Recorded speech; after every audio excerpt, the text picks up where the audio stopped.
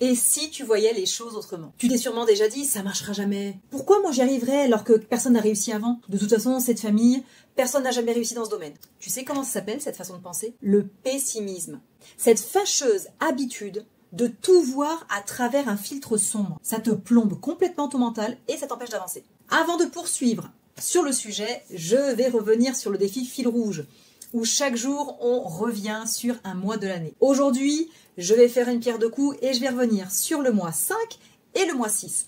Donc pour le mois de mai, je me suis inscrite à un programme d'entrepreneur et ça a été formidable puisque j'ai rencontré ma collaboratrice Sonia Muller. C'est absolument formidable et j'étais heureuse de me remémorer ce moment-là. Mais au mois de mai, j'ai également eu l'occasion d'avoir des clientes pour la pratique JMV. Moi, pleinement confiante de la méthode puisque je l'ai déjà pratiquée, mais ces clientes-là ne connaissaient pas. C'était complètement innovant pour elles, donc elles étaient un petit peu sceptiques, mais elles ont eu des résultats absolument incroyables. J'ai eu une de mes clientes qui a stoppé sa dépendance à la cigarette. J'ai eu une de mes clientes qui a compris des blocages très profonds.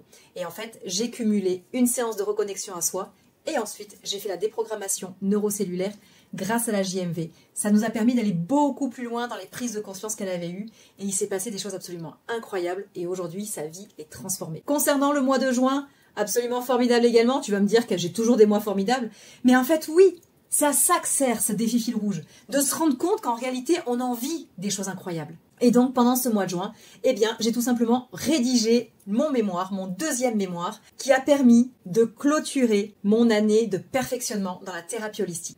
Ça a été quelque chose d'absolument incroyable et j'ai vraiment tenu à me célébrer parce que c'était quelque chose de très puissant et de très important pour moi.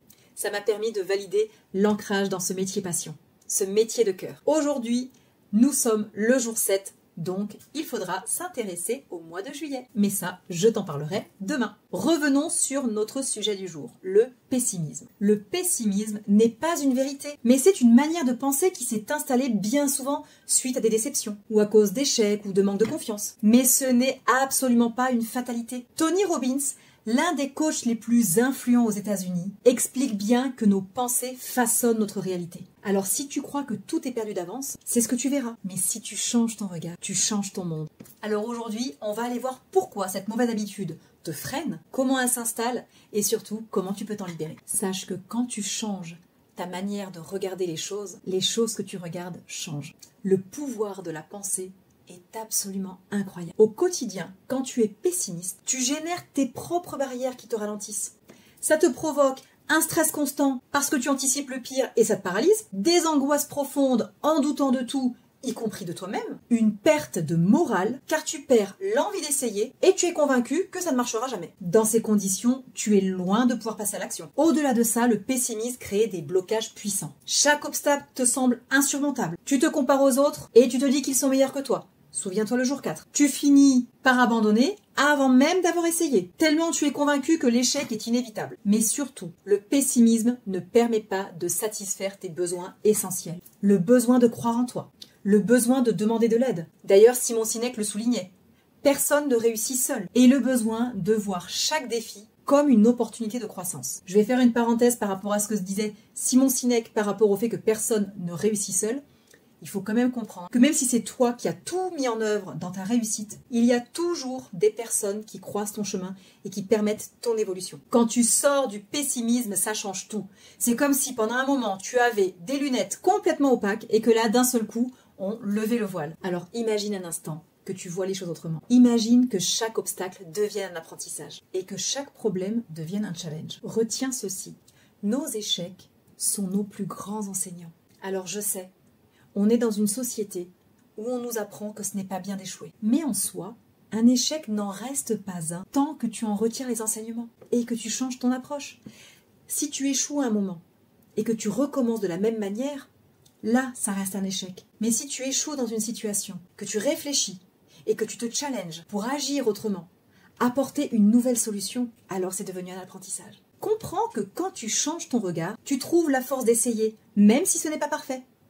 Souviens-toi, 1 vaut mieux que 0. Et mieux vaut faire que perdre son temps à parfaire. Parce que si tu cherches à chaque fois la perfection, tu ne lanceras jamais quelque chose. Commence à te lancer et une fois que ce sera lancé, tu pourras avoir un recul différent. Et justement, quand tu changes ton regard, Tu prends du recul. Tu réalises que certains défis sont des invitations à collaborer avec quelqu'un et à demander de l'aide. Tu retrouves aussi l'envie de progresser, un pas à la fois. Tu peux te rendre compte que tout ce que je t'enseigne depuis le début de mes défis sont liés. Par contre, attention, sortir du pessimisme, ce n'est pas rentrer aveuglément dans un optimisme, mais c'est choisir de voir les opportunités dans les défis. Comme le dit Mel Robbins avec sa fameuse règle des 5 secondes, quand tu hésites, lance-toi. Le simple fait de bouger change tout. Souviens-toi quand je te parlais de la procrastination, les 5 minutes magiques. Tu te lances et ça va pouvoir être comme un moteur pour continuer. Et ce qui te semblait insurmontable ne l'est plus. Alors quelles sont les solutions pour transformer le pessimisme en opportunité ?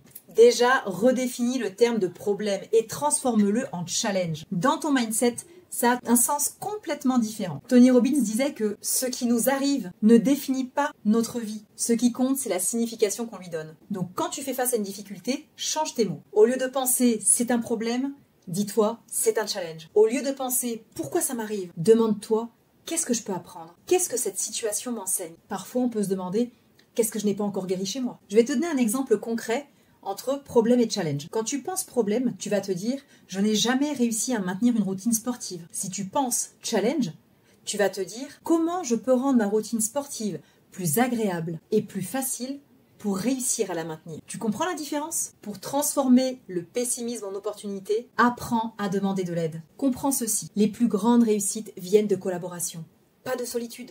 Les plus grands entrepreneurs sont tous entourés. On s'obstine souvent à tout vouloir faire seul. Mais certains défis nécessitent un travail d'équipe pour devenir une réussite. Les grands entrepreneurs délèguent. Alors pourquoi toi tu ne le ferais pas ? Il faut quand même relever que ce qu'on appelle les masterminds ou les cerveaux collectifs, le fait d'être en relation avec quelqu'un, permet d'ouvrir une réflexion beaucoup plus intense, beaucoup plus profonde. On peut aller beaucoup plus loin. Et c'est comme ça qu'on a les idées qui fusent. Et c'est aussi comme ça que tu vas sortir du pessimisme, car en demandant de l'aide, tu vas être porté, tu seras encouragé. Alors quand tu es en difficulté, demande-toi qui pourrait m'apporter un regard neuf ? Qui pourrait m'accompagner ou m'aiguiller dans ce projet ? Selon ton projet, tu peux essayer d'aller contacter quelqu'un qui a déjà réussi dans le domaine. Il faut dédramatiser le fait de demander de l'aide. Parce que quand tu demandes de l'aide, ce n'est pas un signe de faiblesse. Il faut sortir de cette croyance collective et de cette croyance limitante. Au contraire, c'est un signe d'intelligence. C'est même une stratégie intelligente. Pour transformer le pessimisme en opportunité, tu peux aussi reprogrammer ton esprit avec des habitudes positives. Parce que nos habitudes de pensée sont comme des chemins tracés dans notre cerveau. Plus tu choisis de penser différemment, plus tu crées de nouveaux chemins. Je t'ai déjà donné cet exercice dans d'autres défis, mais tu peux par exemple chaque soir écrire 3 choses positives de ta journée. Peu importe ce que c'est. Ça peut être un moment de sourire, un moment de partage, avoir accompli une tâche. Tout ce qui peut apporter du positif, note-le. C'est une nourriture pour ton cerveau et c'est une nourriture pour sortir de ce voile sombre du pessimisme. Cet exercice te pousse à voir le verre à moitié plein plutôt que de le voir à moitié vide. Et je vais même te dire ma façon de voir les choses. Plutôt que de voir un verre à moitié plein, moi je change de verre. Je prends un verre plus petit et comme ça j'aurai toujours un verre plein. Ça c'est une façon de changer son mindset. Pour résumer ton défi du jour, prends une situation que tu vois comme un problème et transforme-la en challenge. Réfléchis à une ressource ou une personne qui pourrait t'aider. Et enfin, écris 3 choses positives de ta journée. Partage-moi en commentaire la réalisation de ton défi, je serai ravie qu'on le célèbre ensemble. Souviens-toi, tu es bien plus forte que tu ne le crois. Tu as réalisé bien plus de choses que tu ne le crois. C'est pour ça que c'est important de suivre le défi fil rouge, pour te rendre compte de tout ce que tu as accompli. Le pessimisme n'est pas une fatalité, c'est juste une habitude. Et comme toute habitude, on peut la détricoter, on peut la défaire et implémenter une bonne habitude, avec les bons mots, les bons outils et surtout une bonne dose de bienveillance envers toi-même, tu peux transformer ta façon de voir le monde. Tu peux transformer la façon de voir ton monde. Tout part de toi. Rappelle-toi, il n'y a pas de hasard que des opportunités. Et tu as tout ce qu'il faut en toi pour les saisir, une à la fois. Commence par voir chaque épreuve comme l'opportunité de grandir, comme l'opportunité d'évoluer, comme un challenge qui te permet de te dépasser. Je suis avec toi pour ce processus et on se retrouve pour le jour 8.